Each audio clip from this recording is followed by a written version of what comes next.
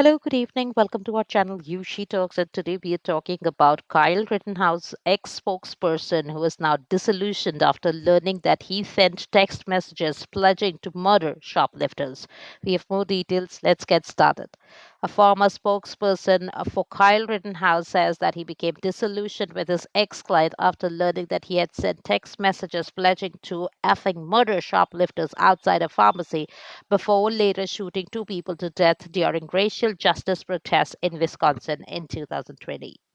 Dave Hancock made the remark about Rittenhouse, for whom he also worked as a security guard on a law in crime documentary, what premiered on Friday. The show explored the unsuccessful criminal prosecution of Rittenhouse, who killed Joseph Rosenbaum and Anthony Huber in Kenosha, Wisconsin. As Hancock told it on Trials of the Kyle Rittenhouse, the 90-minute film's main subject had a history of things he was doing prior to the double slaying, specifically patrolling the street for months with guns and wearing people's security uniforms, doing whatever he could do to try to get into some kind of a fight. Hancock nonetheless said that he initially believed Rittenhouse's claims of self defense when he first relayed his story about fatally shooting Rosenbaum and Huber, yet that changed when he later became aware of text messages that surfaced as part of a civil lawsuit filed by the family of one of the men slain in Kenosha, demanding wrongful death damages from Rittenhouse. Rittenhouse sent the text from the phone he had the night of the 25th August double slaying in Kenosha, according to what Hancock says in the film.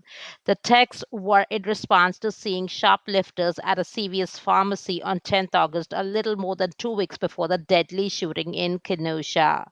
The world is disgusting, read one of the texts, as shown in the preview of Trials of Kyle Rittenhouse.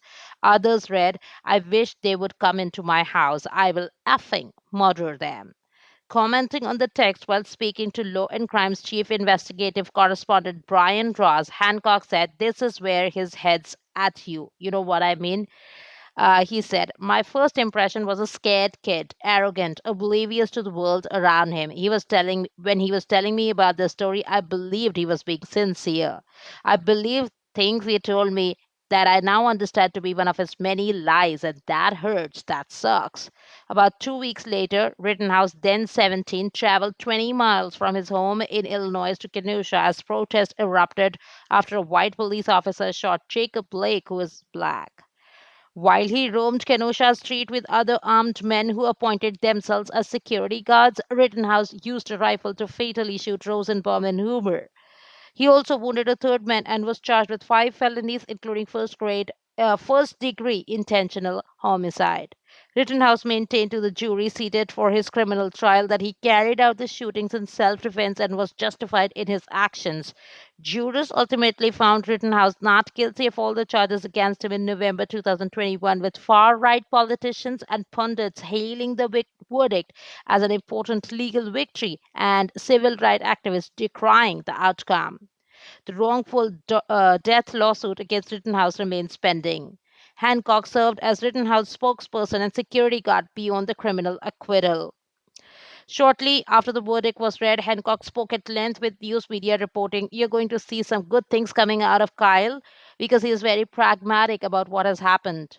Hancock also was involved in efforts to publicize a book by Rittenhouse, characterizing the volume as a story of a young man's very unorthodox journey into adulthood and what it took to make it and the lessons he learned along the way. Yet Hancock had moved on from those positions by the time the trials of Kyle Rittenhouse debuted. Rittenhouse's book reportedly bombed at Amazon's Kindle platform, and more recently, the self styled gun right activist announced that he would not be supporting Donald Trump in November White House's election. So that's all we have in today's video. Do let me know in comment section what you feel about this. Thanks for watching us. You have a wonderful day. Bye bye.